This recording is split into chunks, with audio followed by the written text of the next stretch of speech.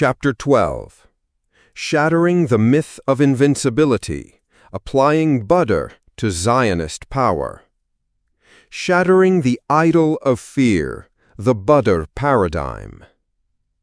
We turn from Seerah's foundational battlefields to occupied Palestine's blood-soaked soil and the Ummah's confrontation with the Zionist entity.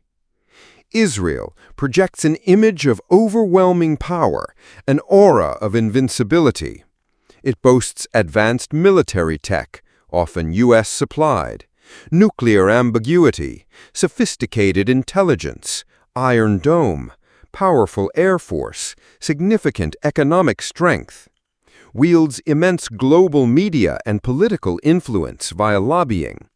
To the discerning, Zionist entity can appear unstoppable, resistance futile. This perception, this idol of fear around Zionist material power, is perhaps enemy's greatest weapon. Paralyzes Muslim rulers, demoralizes populations, fuels defeatist or normalizer arguments for surrender as realism.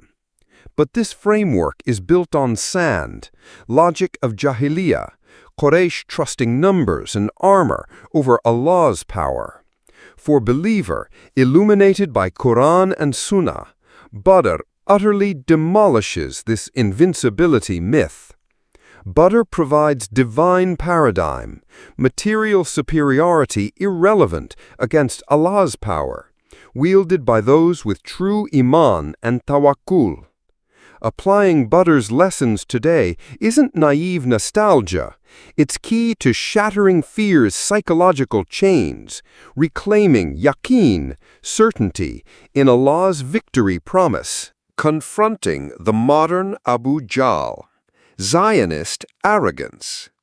Quraysh leaders at Badr, Abu Jahl, Utbah, Umayyah, were consumed by kibr, arrogance, scorned poorly equipped Muslims, boasted strength, confident in material superiority. Arrogance blinded them to spiritual power faced, led to downfall.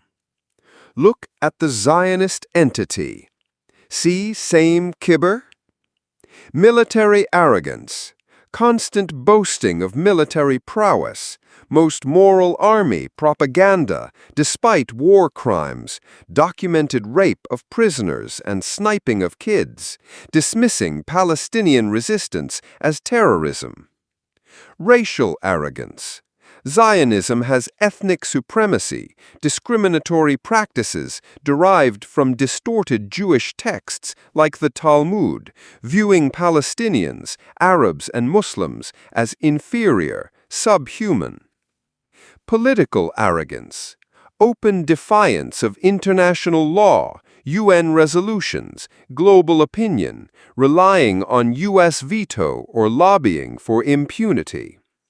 Religious arrogance, use of religious narratives by extremists for land theft and violence, claiming divine right while disobeying divine justice laws.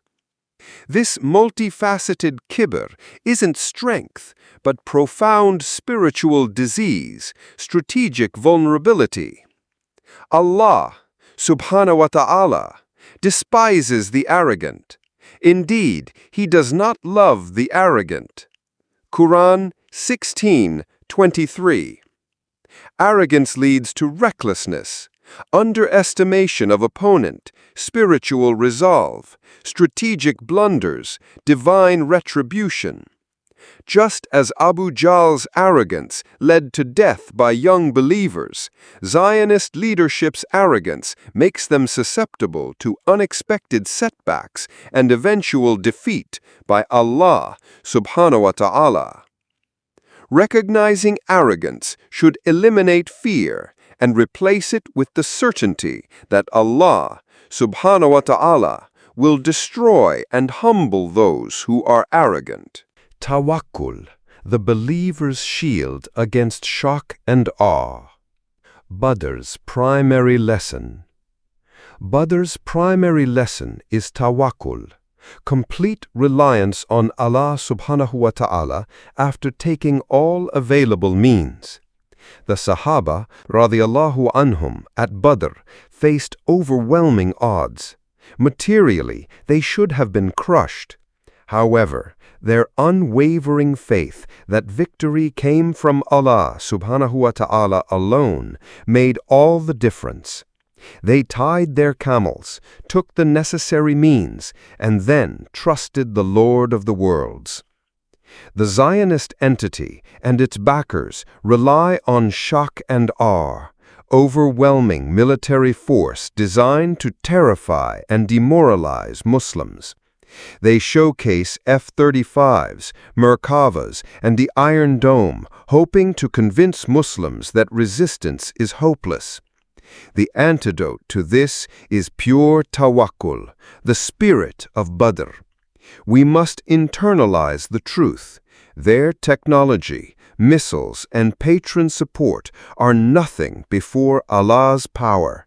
He who commanded the angels at Badr and sent the wind at Khandak can neutralize any weapon, alliance, or power. Seeing beyond the material. Train the heart and mind to see beyond superficial enemy strength displays. Remember Allah's control. The most advanced weapon is useless, and the strongest alliance is meaningless if Allah subhanahu wa ta'ala wills failure. Rejecting fear of Allah's creation. Fear only Allah subhanahu wa ta'ala. Do you fear them? But Allah has more right that you should fear Him if you are truly believers. Quran 9:13. Fearing Zionist entity/backers more than Allah subhanahu wa ta'ala is subtle shirk and a recipe for paralysis.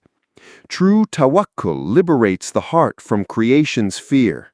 Action combined with reliance, the true meaning of tawakkul. Tawakkul is not passivity. It is striving, preparing, i'dad, and fighting courageously while knowing the outcome is solely in the hands of Allah subhanahu wa ta'ala. The Sahaba fought fiercely at the Battle of Badr, and we must do the same. This means supporting the resistance and engaging in preparation, i'dad, but ultimately relying on Allah, not on our own strength or numbers. Divine aid, Nasrullah, expecting the unexpected. The Battle of Badr was defined by clear and miraculous divine intervention, including the help of angels, the sending of rain and slumber, and the casting of terror into the hearts of the enemy.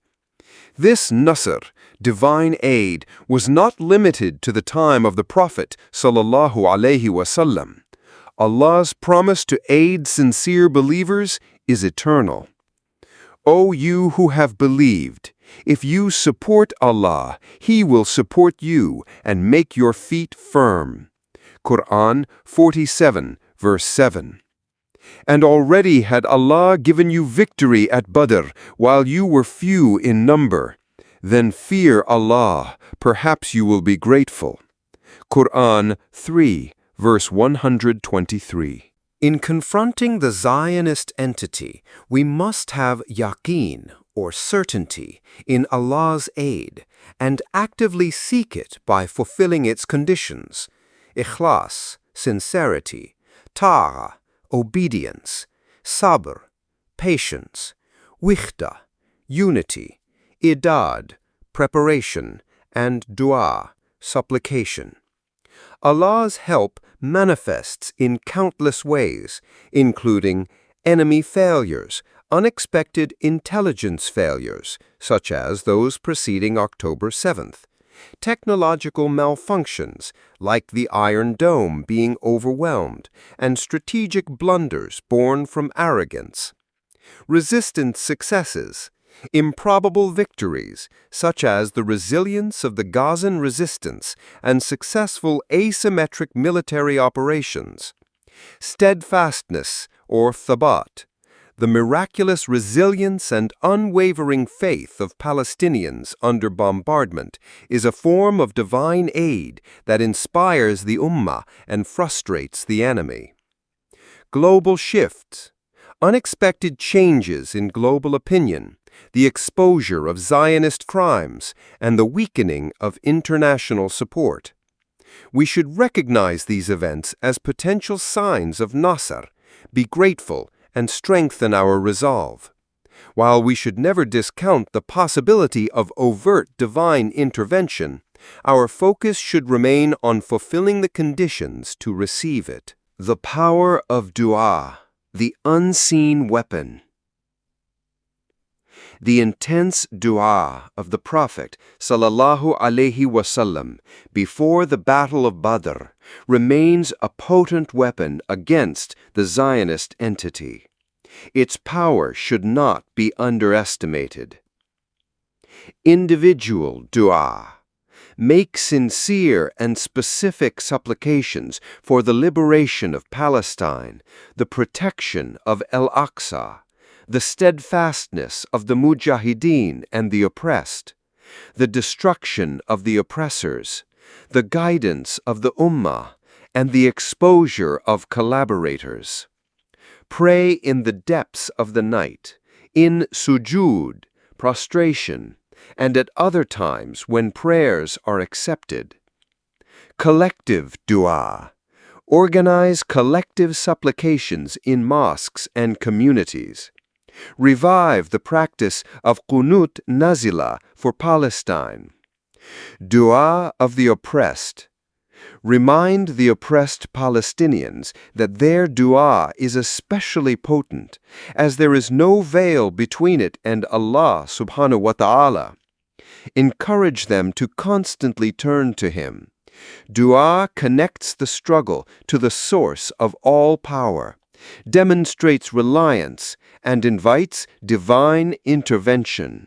Leadership. The Badr model versus modern failures. The leadership of the Prophet ﷺ at Badr was characterized by shura, consultation, participation in personal hardship, intense reliance on dua, strategic acumen, and the ability to inspire faith. This stands in stark contrast to the leadership seen in much of the Muslim world today regarding Palestine. Lack of tawakkul. Many rulers rely on the West and worldly calculations, not on Allah subhanahu wa ta'ala. Absence of shura. Decisions are often autocratic, made without consultation with sincere scholars or the people. Failure in i'adad. There have been decades of neglecting military, economic, and political preparation for the liberation of Palestine. Fear of sacrifice. The survival of regimes and economic interests are often prioritized over Muslim blood and holy sites. Collaboration. Some leaders actively collaborate with the Zionist entity against Palestinian interests. The Badr model demands leadership rooted in iman, faith, tawakkul, courage, justice, shura, and a genuine concern for the Ummah and the cause of Allah. Until such leadership emerges or returns to these principles, the Ummah will struggle. Supporting sincere resistance movements is often the practical alternative when state leadership fails. Conclusion. Badr, Yom al-Furqan, the Day of Criterion, laid down the eternal criteria for success against disbelief and oppression. It teaches us that true power lies in iman and tawakkul, not in numbers or technology. Allah's aid, or nasf, is real for those who sincerely strive. The arrogance of the enemy is a fatal weakness. Dua is an indispensable weapon. Righteous leadership and unity are prerequisites for victory. The myth of Zionist invincibility is a psychological idol designed to induce fear and paralysis. The story of Badr is the hammer that shatters it.